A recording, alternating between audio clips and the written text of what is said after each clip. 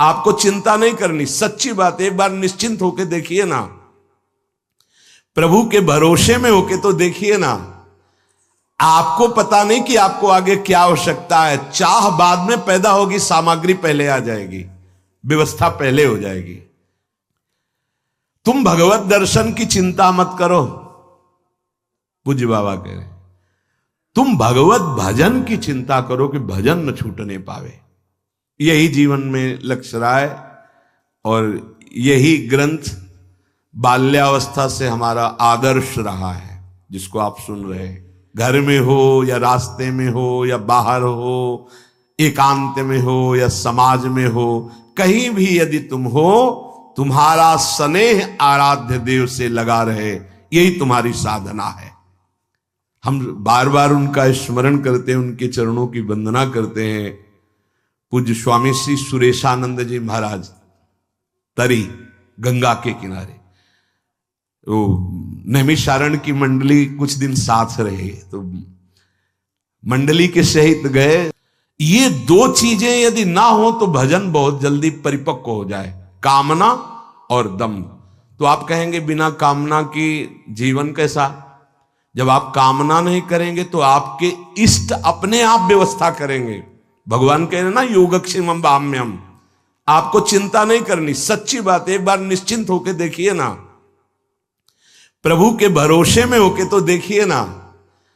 आपको पता नहीं कि आपको आगे क्या आवश्यकता है। चाह बाद में पैदा होगी, सामग्री पहले आ जाएगी, व्यवस्था पहले हो जाएगी।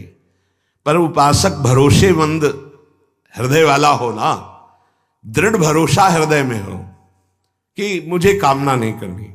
देखेंगे कैसी परिस्थिति आती है, प्रभु देखेंगे। दूसरा दम्भ, जो अंदर है नहीं वो नहीं करना चाहिए। जैसे चार लोग दर्शन करने के लिए आ रहे, वैसे तो ऐसे बैठे थे, ये दम्भ कहा जाएगा। आप क्यों संभले? यदि संभले बैठे होते तो संभले होते। दर्शन करने आ रहे बोल, ये क्यों किया, क्यों किया? अगर ऐसे ही बैठे होते तो ऐसे ही बैठे होते, जैसे थे वैसे ही, कोई नाटक नहीं, दम्भ नहीं। अरे माला लो जल्दी, माला गए से माला डाल के बैठ गए।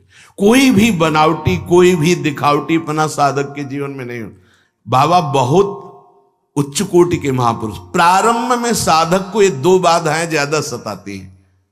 साधक को पहले तो सब बाधाएं, जब साधना में चला तो दो बाधाएं, एक कामना किसी सिद्धि आदि की, और या एक दंभ दिखाने आदि का। महापुरुषों का जीवन बड़ा निरपेक्ष पाया गया। हम बार बार उनका स्मरण करते हैं, उनके चरणों की वंदना करते हैं। पूज्य स्वामी श्री सुरेशानंद जी महाराज, तरी गंगा के किनारे, वो नैमिषारण की मंडली कुछ दिन साथ रहे, तो मंडली के सहित गए। और इतने आनंदित, दिगंबर रहते थे। जब कोई माता बहन आ जाती थी तो एक अचला ऐसे डाल लेते थे, ऐसे बस। पूरा प्रकृति का वार खुले शरीर से सहते। धन्य है ऐसे महापुरुष। मतलब हृदय आनंदित हो जाता है उनका स्मरण करके। और सब संतों को गुरुजी बोलते थे, आओ गुरुजी, आओ गुरुजी। सब बैठे, गांव के लोगों को बुलवाया, पुआ, गुलगुला, खीर, कचौड़ी, ऐसे पदार्थ बनवाए, खुद परोसते जा रहे हैं। और हमारी नवीन अवस्था तो महापुरुषों पर दृष्टि रहती थी, उनके आचरण, उनका बोलना, उनका देखना, उनका बैठना, क्योंकि खोज थी हृदय में कि बड़े महापुरुषों का कैसा आचरण होता है, कैसा चिंतन होता है। खूब सबको बार बार, अरे आप और लीजिए, और लीजिए, सबको पाया, पा लिए। सब तो अपने अपने आसन पर विराजमान। हमारे की महाराज जी का निवास स्थान कहाँ है? तो कहा वो यहाँ तो नहीं, वो पीछे गुफा है, उसमें रहते हैं। उनका जाने में कोई निषेध तो नहीं? बोले संतों के लिए क्या निषेध है। चुपके से गए, शाम के गए थे, तो वही 8 बजे लगभग प्रसाद सबको मिला। अंदर गए तो अंदर जो दृश्य देखा, होश उड़ गए। दिगंबर, ठीक कुशासन, कुछ नहीं, केवल कुशासन, और हाथ में भरता आलू आदि का जो भी हो, और 2 रोटी हाथ में, ऐसे कोई पात्र नहीं, कोई वस्त्र नहीं। हमारे होश उड़ गए कि गुलगुला, पुआ, खीर, ये सब संतों को पवा के महाराज जी ऐसे, तो कहा महाराज, वो आओ आओ गुरुजी, ऐसे सब संतों को गुरुजी कह, महाराज जी ये क्या, हम लोग तो जवान साधु हैं, आपने खीर पुआ और सब पवाया, आप 2 रोटी और भरता आप ऐसे। अरे गुरुजी हमारे नसीब में कहाँ है लिखा है, वो कह रहे थे हमारे नसीब में कहाँ लिखा है। बोले देखो गुरुजी हम तो छोटे बच्चे साधक हैं ना, साधना ऐसे। उन महापुरुषों का चरित्र जो उम्र 75 वर्ष की लगभग, सिद्ध महापुरुष क्या कह रहे, हम तो छोटे बच्चे साधक हैं, अगर हम खीर पुआ पाएंगे तो, मतलब क्या कह रहे, उपदेश कि अभी छोटे बच्चे हो, खीर पुआ में मत फंसो, पूरा जीवन भगवदानंद में तृप्त। ऐसे महापुरुष दैन्यता की मूर्ति, कोई पाखंड, कोई दंभ, कोई छुपाव, खुला उनका जीवन, किताब की तरह खुला पवित्र जीवन। इसीलिए साधक को प्रारंभ में 2 से सावधान रहना चाहिए, पहला कामना और दूसरा दंभ। दंभ माने दिखावटीपना नहीं होना चाहिए किसी भी स्थिति, जैसे आप हैं। अच्छा कोई राजी भी हो गया तो क्या देगा, नाशवान वस्तु, इसके लिए तुम निकले हो, वो तो तुम्हारे प्रारब्ध में होगी, तुम्हारे इष्ट अपने आप दे देंगे, तुम्हें दंभ करने की जरूरत क्या है।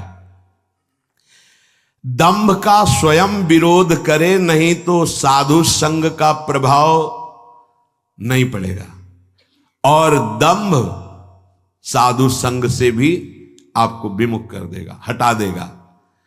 वास्तविक भजन तभी होगा जब दंभ और कामना 2 पर हमारी दृष्टि रहे कि ये हमारे अंदर ना आने पावे, दिखावटीपना और कामना। दंभ ये बहुत बहुत विचित्र होता है। दंभ बनावटी जीवन ये इतना प्रिय लगने लगता है कि वही सत्य भासने लगता है, दंभ ही सत्य भासने लगता है। ये बहुत छुप के आता है, ये भक्ति को भी रोग लग जाता है दंभ, ये ज्ञान को भी लग जाता है, ये रोग है सतमार्ग का दंभ। इसलिए भजन करने वाले को इस दंभ से बहुत बचना चाहिए।